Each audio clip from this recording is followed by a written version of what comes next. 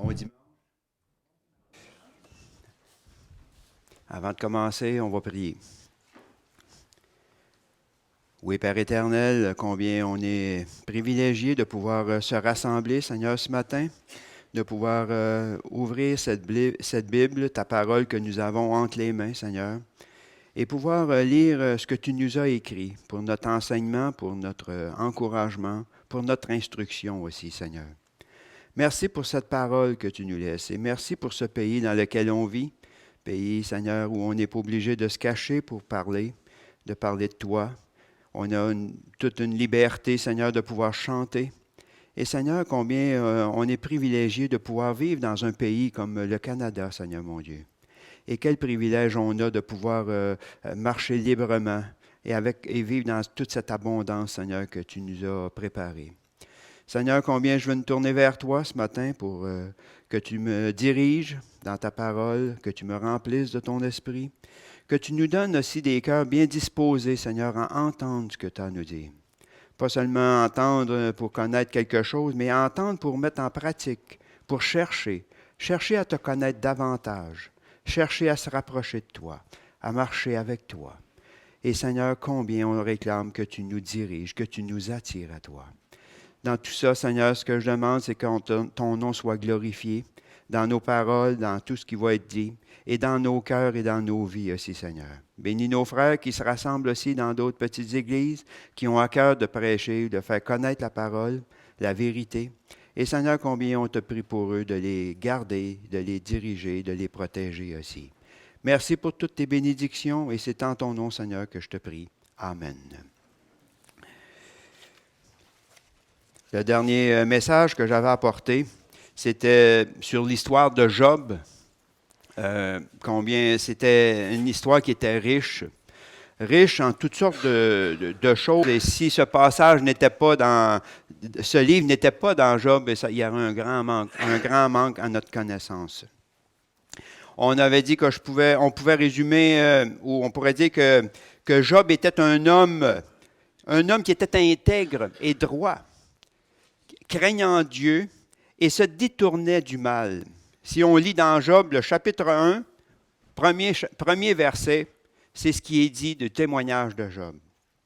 C'est assez intéressant qu'un homme que Dieu voit et qui reconnaît comme un homme droit et qui craint Dieu et voit qu'il se détourne du mal. Et pourtant, l'Éternel, on a vu que l'Éternel voulait autre chose pour Job. Il voulait que Job connaisse quelque chose d'autre. Il voulait qu'il aille plus loin que ça. Il veut que Job avance sur quelque chose. Et souvent dans notre vie chrétienne, on a atteint un certain palier.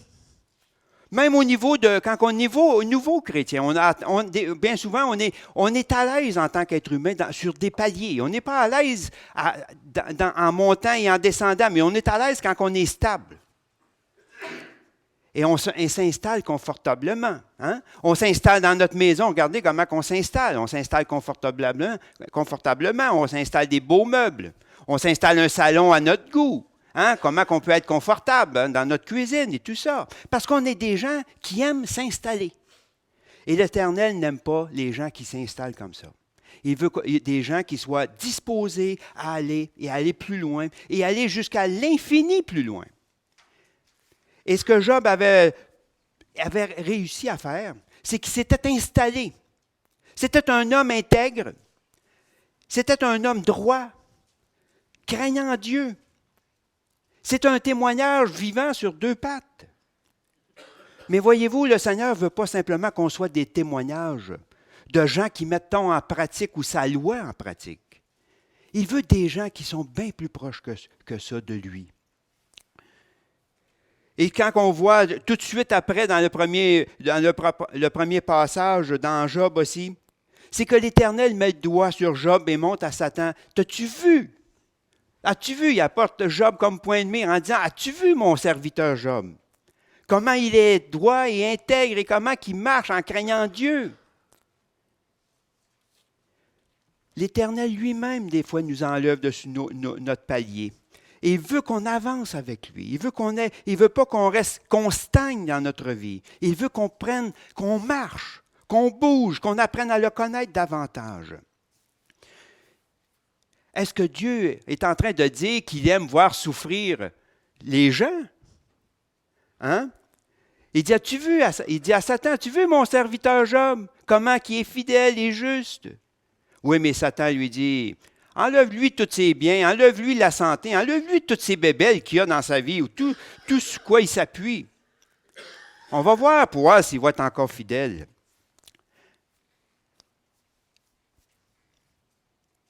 La chose, le message que l'Éternel veut nous communiquer à travers de Job est tellement grand, est tellement important, qu'il a fallu qu'il enlève toutes les choses de Job pour qu'il puisse l'enseigner de nouveau. Il a fallu que l'Éternel reprenne toutes les bénédictions. Ça dit que Job était un homme riche. Mais il a fallu que l'Éternel reprenne toutes les bénédictions, toute la santé, puis repartir à zéro avec Job. Et lui laisser juste la vie. Recommencer à neuf avec Job. Recommencer avec Job sur un tas de cendres, malade, avec la lèpre. Il se grattait avec un caisson de bouteilles. C'est presque plus que ça, c'est la mort. Il ne veut pas que Job soit simplement rempli de connaissances. Il veut qu'il soit rempli de lui. L'Éternel ne veut pas simplement qu'on sache qu'est-ce qu'il veut. Il ne veut pas simplement qu'on sache qu'est-ce qui lui plaît, il ne veut pas simplement qu'on sache les choses, la loi, qu'est-ce qui lui plaît. Il veut qu'on fasse de lui notre joie. Il veut qu'on fasse de lui toute notre raison d'être et toute notre raison d'existence. Il nous veut, lui. Il nous veut, nous, près de lui. Il veut faire de nous des vrais adorateurs. Il veut faire de nous des gens qui le connaissent intimement. Il veut faire de nous des vrais adorateurs qui l'adorent en esprit et en vérité, comme dans Jean chapitre 4, 23 à 24. Mais l'heure vient, et c'est le Seigneur qui parle, mais l'heure vient, et elle est déjà venue, où les vrais adorateurs adoreront le Père en esprit et en vérité. Car ce sont là les adorateurs que le Père demande. Dieu est esprit. Il faut que ceux qui l'adorent en esprit et en vérité. Le Seigneur veut faire de nous des vrais adorateurs, des gens qui vont face à face avec Dieu, qui vivent face à face avec Dieu.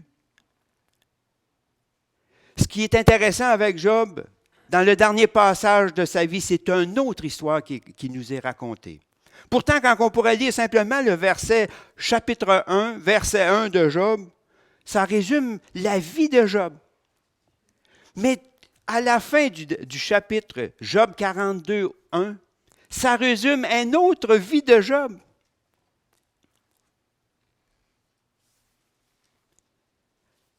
Si nous lisons dans Job chapitre 42 au verset 1, ça nous dit « Alors Job répondit au Seigneur, « Je reconnais que tout est possible pour toi.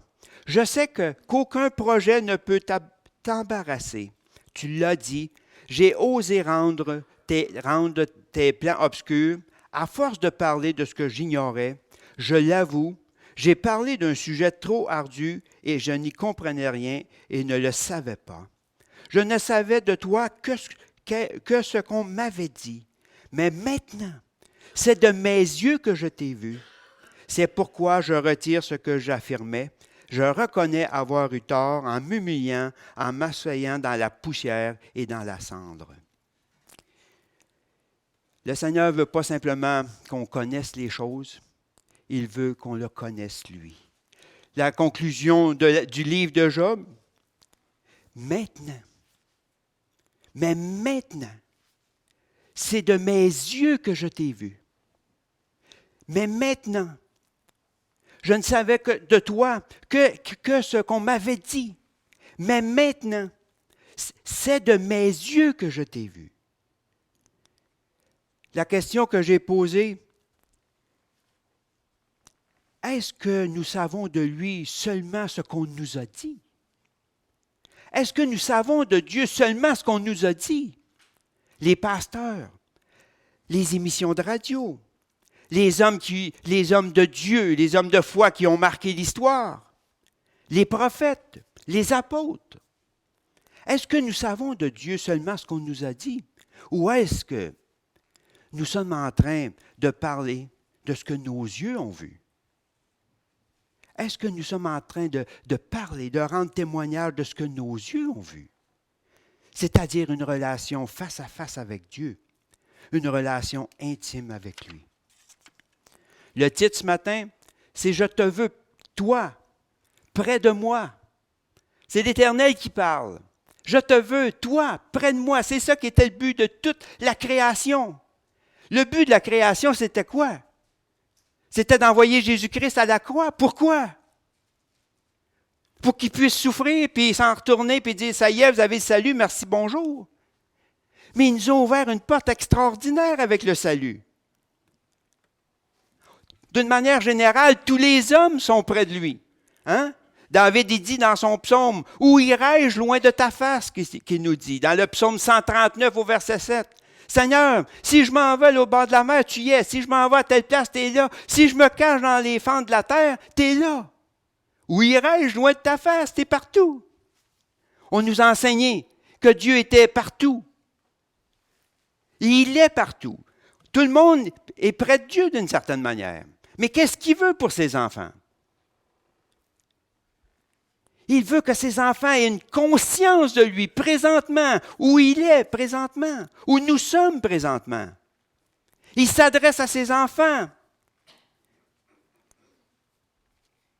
qui nous veut près de lui d'une manière particulière, une manière consciente.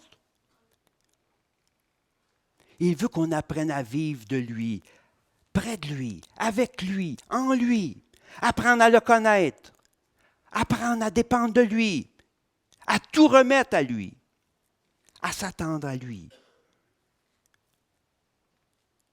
Il nous veut, nous, près de lui. C'est le titre de ce matin. Et nous allons faire la lecture dans 1 Pierre, chapitre 1 Pierre 1, 10 à 12. Si vous voulez tourner avec moi.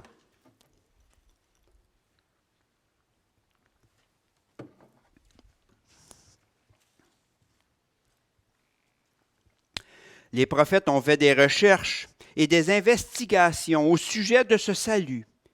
Et ils ont prophétisé à propos du don que Dieu vous destinait.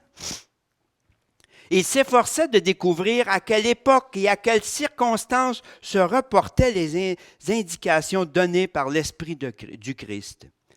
Car cet Esprit, présent en eux, annonçait d'avance les souffrances que le Christ devait subir et la gloire qui serait la sienne ensuite. Dieu révéla aux prophètes que le message dont il était chargé n'était pas pour eux, mais pour vous. Ce message vous a été communiqué maintenant par les prédicateurs de la bonne nouvelle qui ont parlé avec la puissance du Saint-Esprit envoyé du ciel. Et les anges eux-mêmes désirent le connaître. C'est assez extraordinaire quand on lit ce passage. On arrête un peu quelques instants, on réfléchit à un passage de 3 versets que j'ai emportés.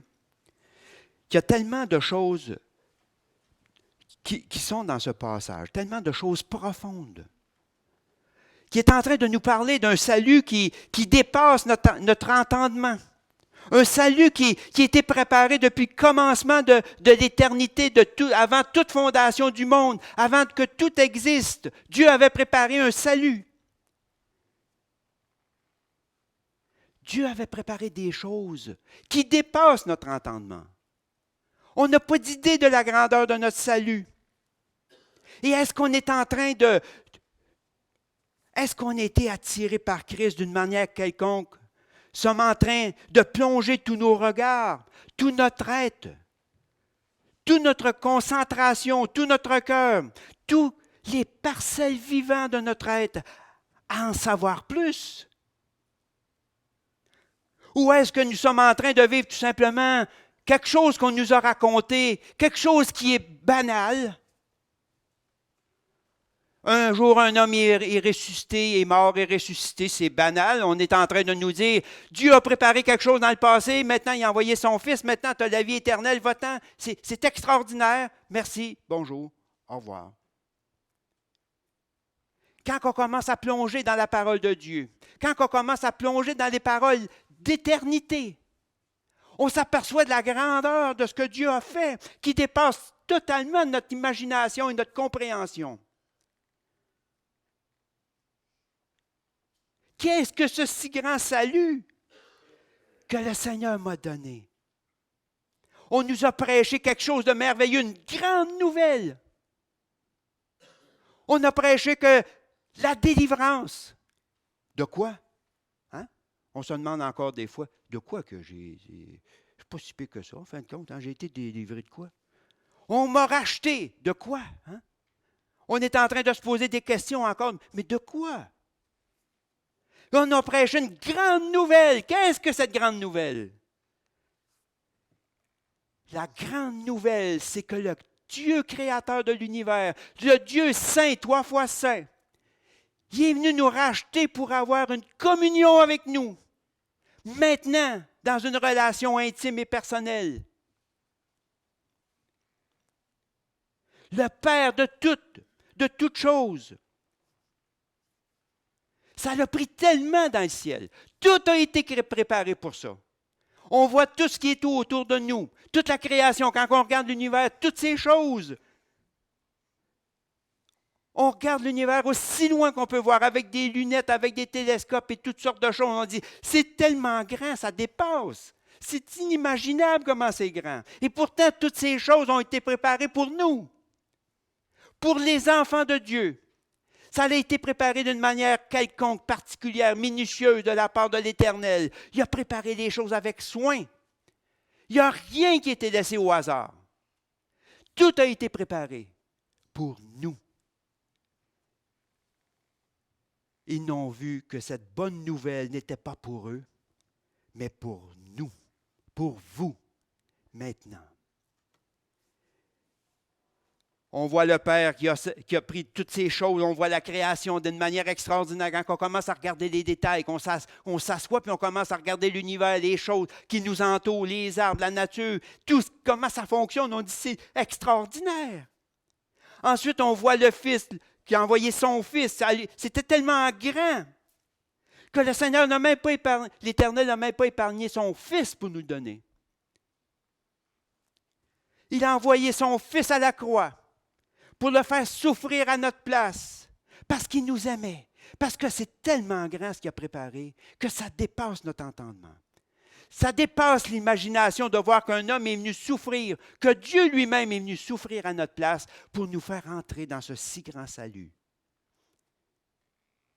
Ça l'a tellement pris dans le ciel. Avez-vous déjà imaginé ça? Réalisé ça? Que le Fils de Dieu est sorti du ciel pour venir nous faire entrer dans ce salut. On dit, c'est bien ordinaire. Hein? Dieu est venu lui-même sur la croix parce qu'il voulait nous le donner. Il voulait qu'on prenne part à ce qu'il avait préparé. Tout l'univers, toute la création nous rapporte. On a reçu quelque chose d'extraordinaire que la Bible nous dit.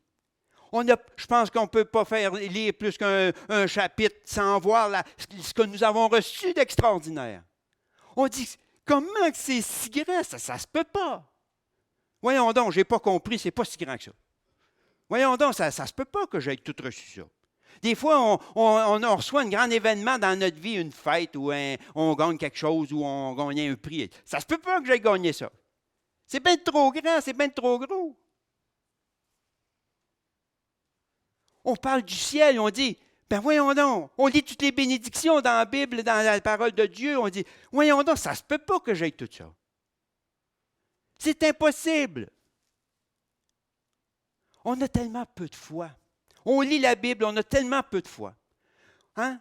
Ça dit, résumer la foi, c'est assez simple, c'est Hébreux 11, 1. N'oubliez pas ça. Si jamais vous voulez savoir c'est quoi la définition de la foi, c'est Hébreux 11, 1.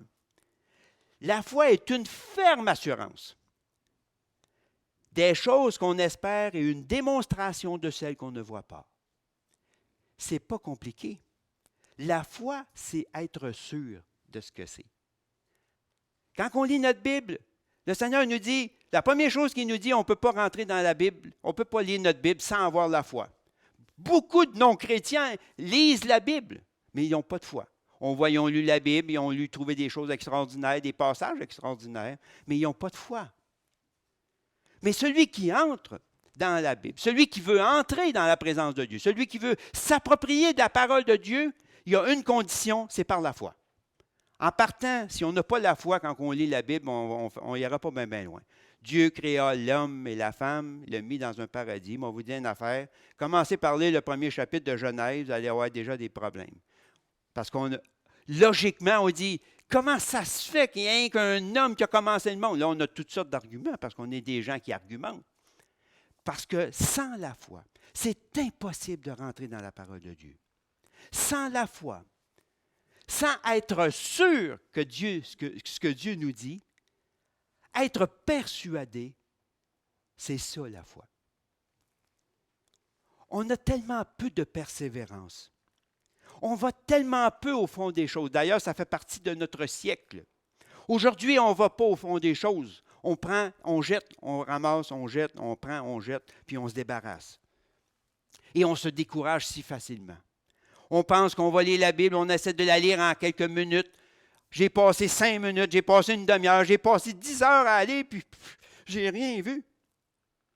On est tellement découragé facilement. On ne voit pas. On n'entend pas.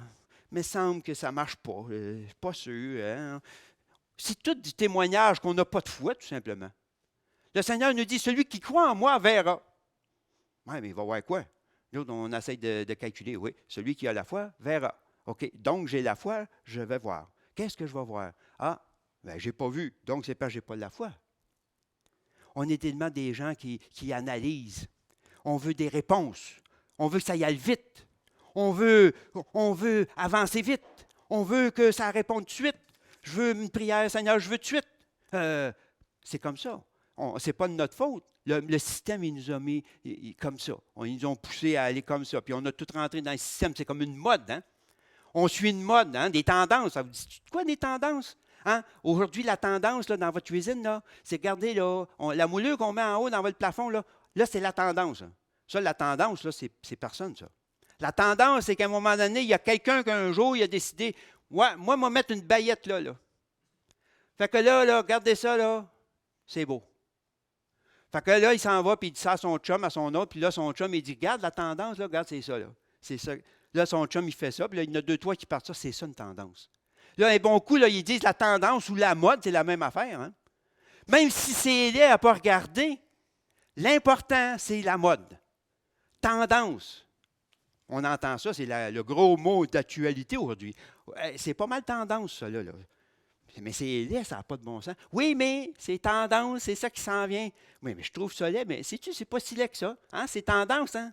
Hein? On se fait endormir, puis d'un bon coup, on s'aperçoit qu'on est complètement dans le champ. Parce qu'on suit comme des gens, qu'on suit les autres. On est tellement facilement influencé. Et d'ailleurs, ce n'est pas nouveau. Dans Galates, chapitre 1, au verset 6, Paul est en train d'écrire une lettre aux Galates. Il est en train de leur dire, envoyer une lettre d'encouragement, il leur dit, « Je m'étonne ». Il est tout de suite rendu au verset 1, 6, c'est pas long ça, chapitre 1, 1. Rendu au verset 6, il est en train de dire aux Galates, il dit, « Je m'étonne que vous vous détourniez si promptement de celui qui vous a appelé par la grâce de Christ pour passer à un autre évangile. »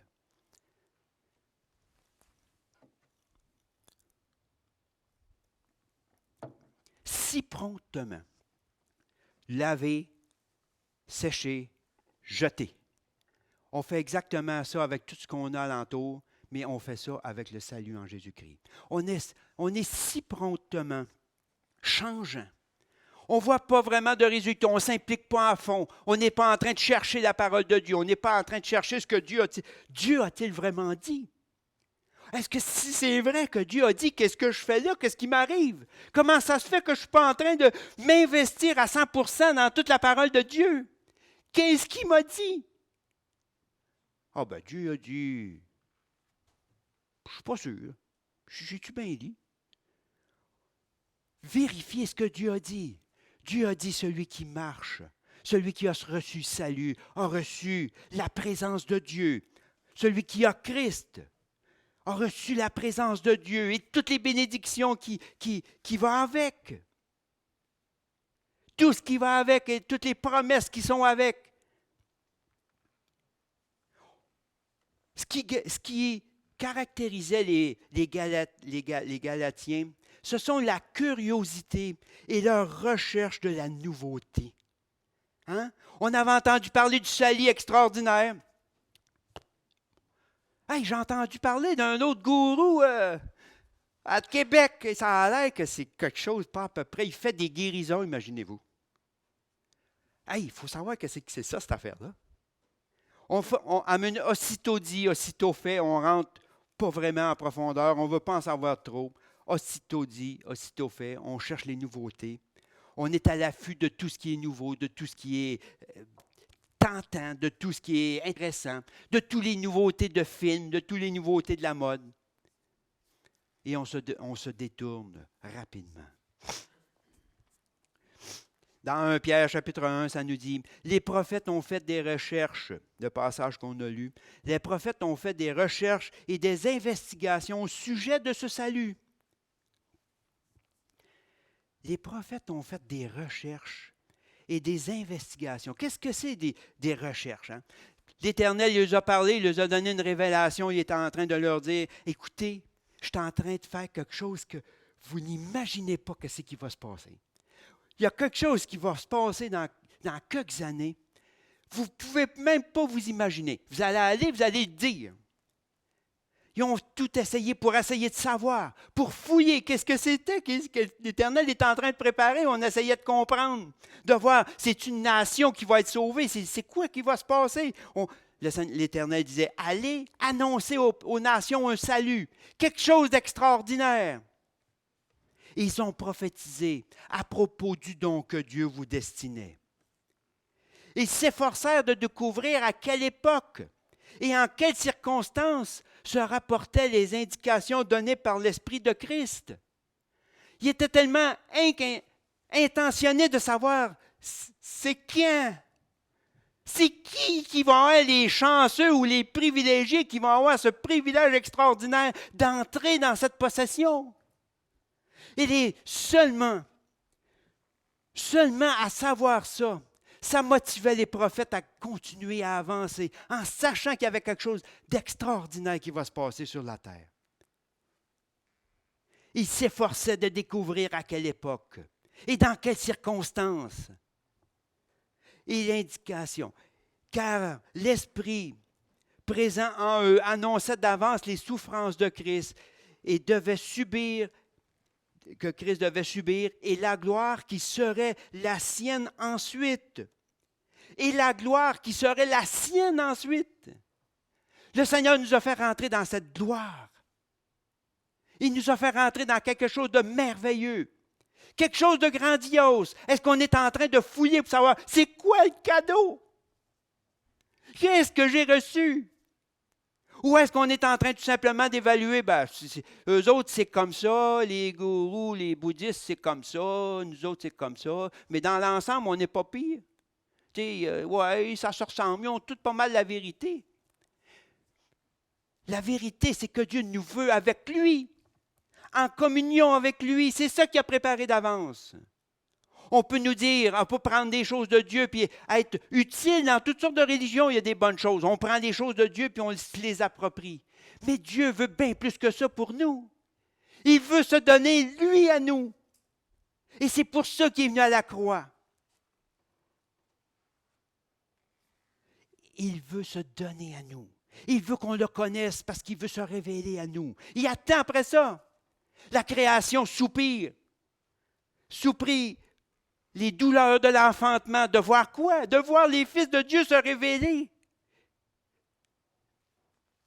Le Seigneur a préparé ces choses pour se révéler à ses enfants.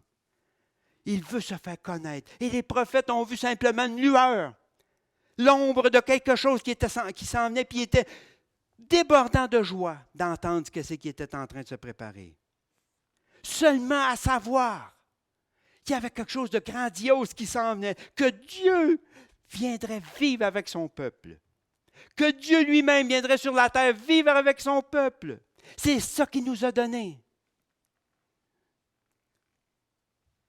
Le Créateur, le grand Dieu de l'univers, celui qui est, va communier avec son peuple. Tous ses enfants vont pouvoir vivre avec lui, marcher avec lui. Est-ce que c'est ça que nous sommes en train de chercher? Est-ce que nous sommes en train de se poser la question, c'est quoi la bonne religion? Dieu veut se donner lui-même. Il veut être avec son peuple. N'est-ce pas les promesses qu'il nous a données? On va lire dans Exode, chapitre 33, 12 à 17.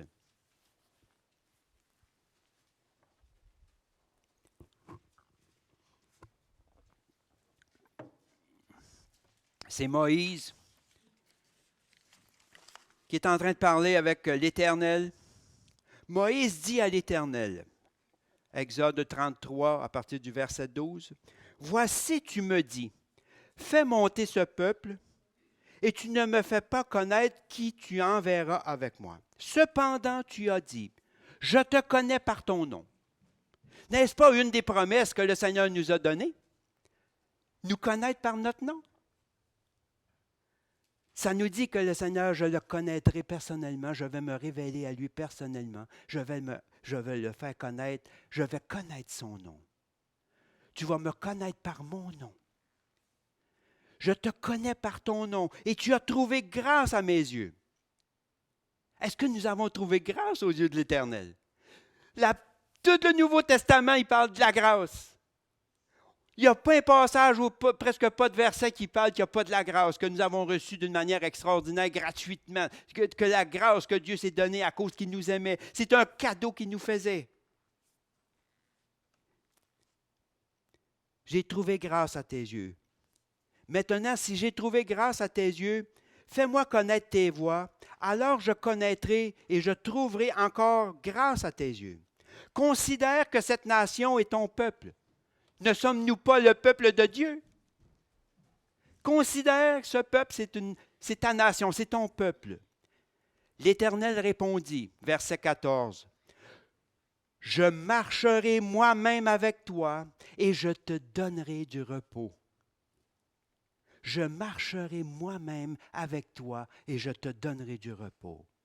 Moïse lui dit, « Si tu ne marches pas toi-même avec moi, avec nous, ne nous fais point partir d'ici. Comment sera-t-il donc certain que j'ai trouvé grâce à tes yeux, moi et ton peuple? Ne serait-ce pas quand tu marcheras avec nous?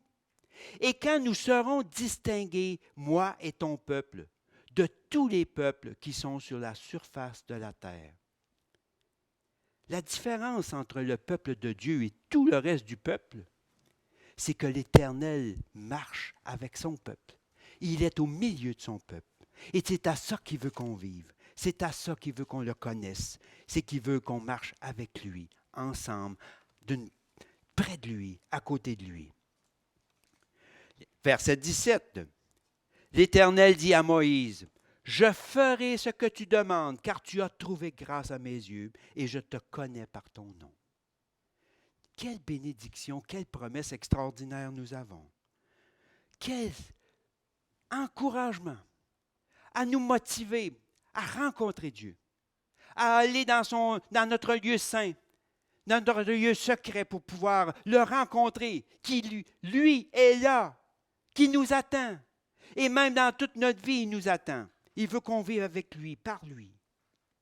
On retrouve les passages similaires dans le Nouveau Testament. Matthieu 28, qui finit en disant, « Je suis avec vous tous les jours jusqu'à la fin du monde. » Matthieu 28, 20. Jean 14, 23, il nous dit, nous ferons notre demeure chez lui. Celui qui garde ma parole et celui qui vient à moi, qui cherche à me connaître, nous allons faire notre demeure chez lui. Je vais vivre avec lui. Et quand que Paul, il réclame au Seigneur qu'il lui ouvre les chemins, qu'est-ce que le Seigneur lui dit? Va, ne te tais pas, parle, car je suis avec toi. Et c'est exactement la même réponse que nous avons pour nous aujourd'hui, chacun de nous. Marche, avance, car je suis avec toi. Le Seigneur veut qu'on connaisse, qu'on prenne conscience qu'il s'occupe de nous. Qu'on prenne conscience de la grandeur de ce salut si extraordinaire, si merveilleux. Dieu lui-même marche avec nous.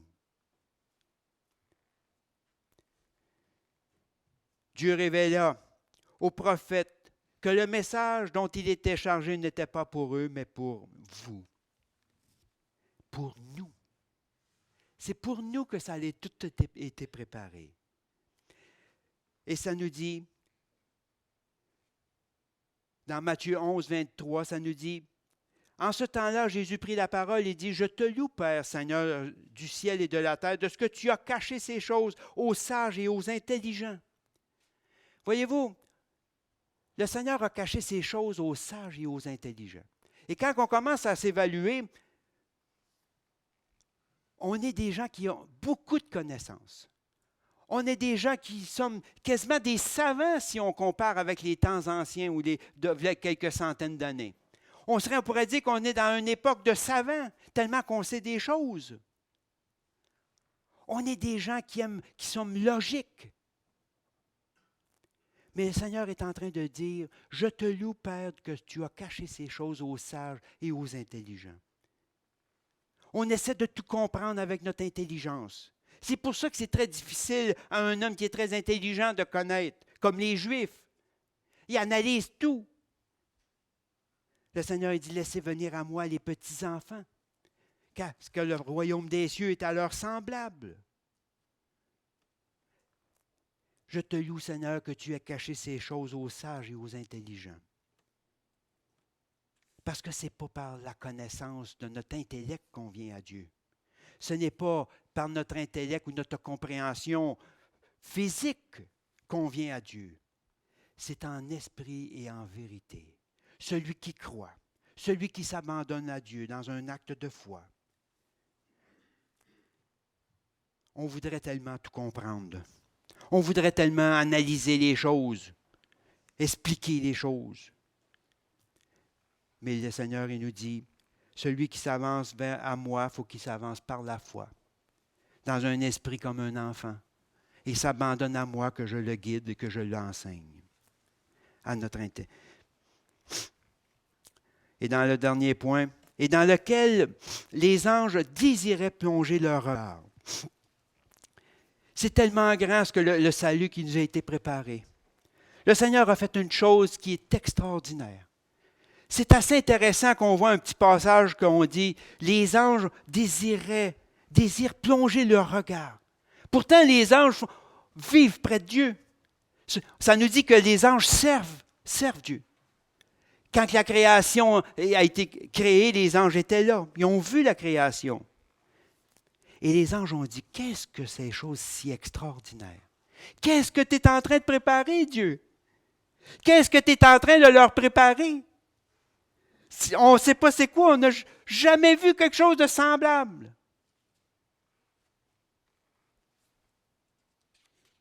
Les anges désiraient plonger leur regard. Dans d'autres versions, ça dit, les anges se penchant avec convoitise. Hein? Ça dit, ils ont vu ça, ils ont dit, comment ça se fait que nous autres, on ne peut pas y entrer? Eux autres, ils ont vu qu'ils vivaient près de Dieu, ils ont dit, comment ça se fait qu'on ne peut pas avoir? On veut l'avoir, nous autres, ici. Dans un autre passage, ça nous dit, les anges voulaient regarder jusqu'au fond pour savoir qu'est-ce que c'était, ce grand salut-là. Et un autre passage, une autre version, il disait, nous enviaient de voir ce qui avait été préparé pour nous. Pourtant, les anges, ils vivent dans le ciel, sont alentour de Dieu. Ils ont vu, ils voient Dieu, ils vont en Dieu. On voit dans Job, hein, les fils de Dieu sont venus se présenter devant l'Éternel, devant le trône de Dieu, et Satan est venu avec. Les anges se présentent devant Dieu. Et ils regardent ce qu'il est en train de faire avec nous. Ils nous envient. Ça n'a pas de bon sens. Qu'est-ce qu'ils doivent dire les anges quand ils nous regardent? Hey, réveillez-vous! Vous ne savez pas ce que vous dites, vous ne savez pas ce que vous faites, vous êtes inconscient. Ce que Dieu a tout préparé pour nous, ça dépasse toute imagination et tout ce qui a été fait, amené jusqu'à maintenant. Les anges vous envient de voir ce qui a été préparé et ce qui nous attend ensuite. On lit dans l'Apocalypse chapitre 3. Je vous ferai asseoir sur mon trône avec moi et moi en Dieu. Avez-vous déjà réalisé que vous allez être sur le trône de Christ? Vous allez régner sur le monde, sur tout l'univers, sur toute la création.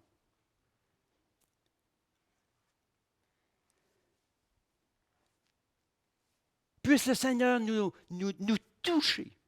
Puisse le Seigneur nous donner un goût tellement profond d'aller en profondeur des promesses qui nous ont été écrites. Allez goûter, de fouiller comme les anges sont en train de faire pour savoir qu'est-ce que c'est que ce si grand salut que j'ai hérité. Qu'est-ce que c'est toutes ces bénédictions-là que j'ai héritées?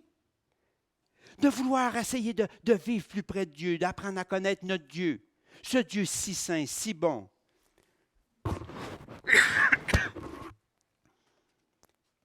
Apprendre à fouiller dans la parole de Dieu. Ce qui a été écrit, toutes les promesses qui sont accordées pour nous, c'est pour nous que ces choses-là ont été écrites. Les prophètes ont attesté ces choses. Et tous ceux de l'Ancien Testament l'ont dit. Et tous les apôtres nous ont encouragés à chercher. Et tous les saints ont donné leur vie, sont morts, sont martyrisés pour que nous ayons ce salut. Tellement que c'était grand et au-delà de toute imagination et de tout ce qui existe. Puisse le Seigneur nous révéler ce matin la grandeur de son salut, la grandeur du salut qu'il nous a donné, dans lequel il nous a fait entrer. C'est pour nous. Que le Seigneur bénisse sa parole et qu'il nous donne un cœur pour le chercher. Amen.